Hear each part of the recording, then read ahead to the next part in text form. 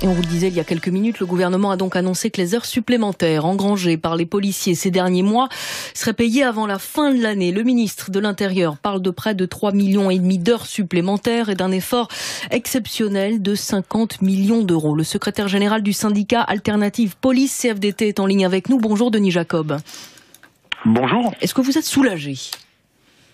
Pas du tout. Non seulement on n'est pas soulagé, mais mes collègues sont particulièrement en colère de la modalité de la mise en œuvre du paiement de ces heures supplémentaires. Sur le fond, on remet pas en cause la volonté du ministère de l'Intérieur de payer des heures supplémentaires parce qu'on a plus de 25 millions en stock. Le problème, c'est la façon dont c'est fait. Et ça, c'est absolument pas acceptable. C'est-à-dire que c'est imposé.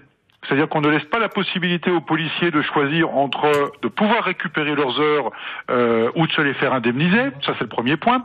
Le deuxième point, c'est que si vous n'avez pas un minimum de 160 heures supplémentaires, vous n'avez pas le choix, vous ne pourrez pas vous les faire payer. Il y a un seuil, en fait, qui est établi. Tout à fait. Il y a un seuil qui est établi de 160 heures supplémentaires, dont ceux qui ont moins ne peuvent pas prétendre à un paiement, et ceux qui ont plus se verront imposer le paiement, alors que potentiellement, ils souhaitent peut-être garder leurs heures en récupération. Et en plus, c'est le taux de paiement qui est inacceptable. C'est 12,47 € brut, c'est-à-dire 11,88 € net. Alors, c'est de l'argent, et vos auditeurs vont dire, mais les policiers se plaignent, on leur donne de l'argent, sauf que dans la fonction publique, ce taux est calculé sur la rémunération annuelle brute et c'est en fonction de votre grade et de votre indice. C'est-à-dire que plus vous êtes élevé au niveau de la rémunération et plus le taux d'indemnisation de l'heure supplémentaire est élevé. Ce qui n'est pas le cas aujourd'hui puisqu'on a pris à un taux bas, c'est-à-dire à l'équivalence d'un salaire de gardien de la paix en début de carrière. Et en plus, la fonction publique dit que dès la 15e heure supplémentaire, il doit y avoir une majoration de paiement, ce qui n'est pas le cas dans le dispositif qui est présenté aujourd'hui. Donc c'est inacceptable en l'état. Denis Jacob, on ne peut pas avoir une idée pour l'instant de ce que vont toucher les policiers en moyenne ?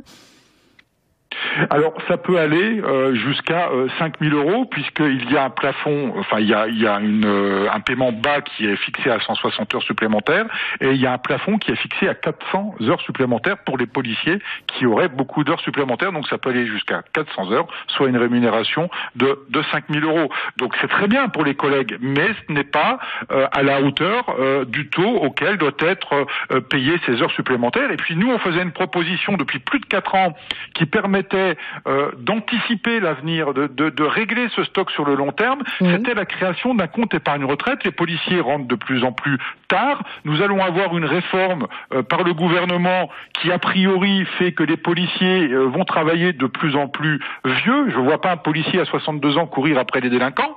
Et donc la création de ce compte épargne retraite aurait permis de générer des trimestres par le biais de ces heures supplémentaires et de solder le stock. On aurait eu une visibilité de long terme, ce qui aurait pu permettre d'anticiper budgétairement ces trimestres et on aurait eu moins de problèmes que ce qu'on en a aujourd'hui. Mais Denis Jacob, vous avez peut-être été entendu puisque le gouvernement dit que pour éviter justement la reconstitution du stock d'heures supplémentaires, un arrêté publié le 12 septembre permet au travers de nouveaux outils d'éviter cette reconstitution.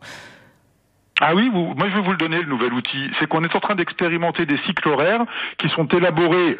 On va pas le contester, ça va donner une plus grande régularité de repos aux policiers, donc c'est une avancée sociale. Mais à contrario, la façon dont le cycle horaire a été créé ne permet plus de générer des heures supplémentaires. Oui, c'est un outil qui permet de ne plus continuer à alimenter le stock des heures supplémentaires, effectivement.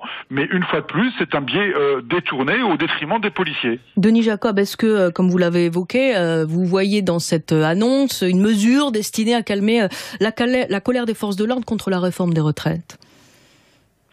Non, c'est pas une mesure qui est donnée aujourd'hui pour calmer contre la réforme des retraites. C'est une mesure qui est consécutive à un protocole d'accord qui a été signé le 19 novembre 2018 par certains syndicats représentatifs de la police nationale, sur fond de colère policière, de grogne et sur fond de mouvement des gilets jaunes.